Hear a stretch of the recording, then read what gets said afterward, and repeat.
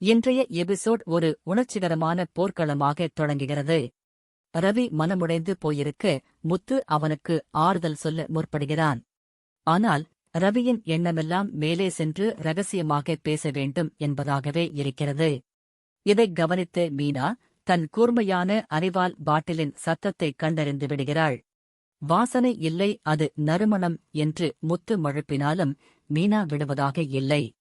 ஆண்கள் கவலையில் இருந்தால் மதுவை நாடுவது எந்த விதத்தில் நியாயம் என்று அவள் கேட்கும் கேள்வி சாட்டையடியாக விழுகிறது. முத்து தன் தம்பிகளுக்காகத்தான் இதைச் செய்கிறேன் என்று கூறினாலும் மீனாவின் பார்வையில் அது ஒரு தப்பிக்க முயலும் முயற்சியாகவே தெரிகிறது. பாட்டில் சத்தத்தை வைத்து பாவத்தை கண்டுபிடிக்கும் மீனாவின் திறமை அபாரம். இறுதியில் முத்து தன் தம்பிகளுடன் மது அருந்தச் செல்கிறான். அங்கே ஒரு பெரிய குடும்ப பிரச்சனையே விவாதிக்கப்பட் போகிறது என்பது அவனுக்கு தெரியவில்லை. மாமனாரின் அராஜகத்தால் தன் வாழ்க்கையே கேள்விக்குறியாகி நிற்பதை எண்ணி ரவி கண்ணீர் வடிக்கிறான். நீதுவின் காலையும் கடையையும் உடைத்த தன் மாமனாரின் செயலை அவனால் ஜீரணிக்க முடியவில்லை. முத்துவிடம் தன் மனக்குமுறல்களைக் கொட்டுகிறான். ஸ்ருதி தன்னை தவறாக புரிந்து கொண்டதை எண்ணி அவன் மனம் ரணப்படுகிறது.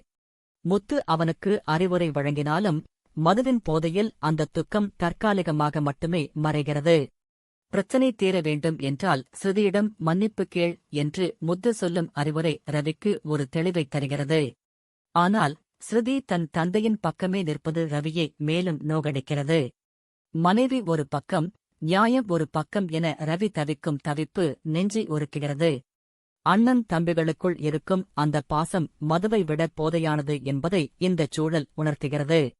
அடுத்த நாள் காலை ரவி தன் அண்ணன் முத்துவிடம் வந்து மன்னிப்பு கேட்கும் காட்சி மிகவும் உருக்கமானது.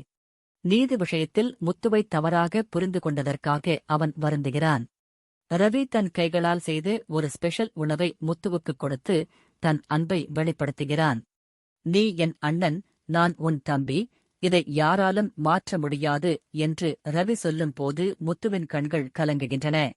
மனோஜ் போன்ற ஒரு அண்ணன் இருந்தும் முத்துவைத்தான் ரவி தன் உண்மையான வழிகாட்டியாக கருதுகிறான். இந்தச் சகோதரத்துவப் பிணைப்பு அந்த வீட்டிற்கு ஒரு பெரிய பலமாக அமைகிறது. இரத்த பாசத்திற்கு ஈடு இணை ஏதுமில்லை என்பதை இந்தச் சகோதரர்கள் நிரூபித்துவிட்டார்கள். முத்துவின் நேர்மைக்கு கிடைத்த மிகப்பெரிய அங்கீகாரம் ரவியின் இந்த மன்னிப்பு மட்டுமே. ஷோரூமில் வேலை பார்த்துக் கொண்டிருக்கும் மனோஜுக்கு ஒரு மர்மமான போன் கால் வருகிறது. அந்த நபர் ரோகிணியைப் பற்றிச் சொல்லும் தகவல்கள் மனோஜின் தலையில் இடியாய் இறங்குகின்றன. ரோகிணி தினமும் ஒரு பூங்காவிற்குச் சென்று ஒரு ஆணை சந்திப்பதாக அந்த நபர் கூறுகிறான். முதலில் நம்ப மறுத்த மனோஜ் பிறகு அந்த நபர் சொன்ன அடையாளங்களை வைத்து சந்தேகப்படத் தொடங்குகிறான். ரோகிணி தன்னை ஏமாற்றுகிறாளோ என்ற எண்ணம் அவன் மனதை அரிக்கிறது. விவாகரத்து வரை சென்றுவிட்ட போதிலும் ரோகிணி வேறு ஒருவனுடன் பழகுவதை அவனால் தாங்கிக் கொள்ள முடியவில்லை. ரோகிணியின் இரகசிய காதல் கதையா அல்லது இது ஒரு திட்டமிட்ட சதியா என்ற குழப்பத்தில் மனோஜ் அந்த பூங்காவிற்குச் சென்று உண்மையை அறியத் துடிக்கிறான். அவரது இந்தச் சந்தேகம் ஒரு பெரிய புயலை கிளப்பப் போகிறது. தனது அம்மா வீட்டிற்குச் செல்லும் மீனா அங்கே ஒரு அதிர்ச்சியான காட்சியைக் காண்கிறாள். சீதாவின் முகம் வீங்கிப் போய் கையில் கட்டுடன் சோகமாக அமர்ந்திருக்கிறாள்.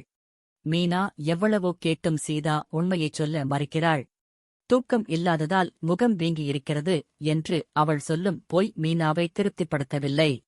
சீதாவின் கண்களில் இருக்கும் பயமும் அந்த புண்ணம் ஏதோ ஒரு பெரிய ஆபத்தை உணர்த்துகின்றன. சத்யா மற்றும் மீனாவின் அம்மா இருவரும் கவலையில் இருக்க மீனா உண்மையை வெளியே கொண்டு வரப் போராடுகிறாள். சீதாவின் மௌனத்திற்குப் பின்னால் இருக்கும் அந்த பயங்கரமான ரகசியம் என்ன? தன் தங்கைக்கும் ஏதோ ஒரு அநீதி இழைக்கப்பட்டிருப்பதை மீனா உணர்கிறாள். இன்றைய எபிசோட் ஒரு பெரிய மர்ம முடிச்சுடன் முடிகிறது. இதை மீனா எப்படி அவிழ்க்கப் போகிறாள் என்பதே அடுத்த எதிர்பார்ப்பு.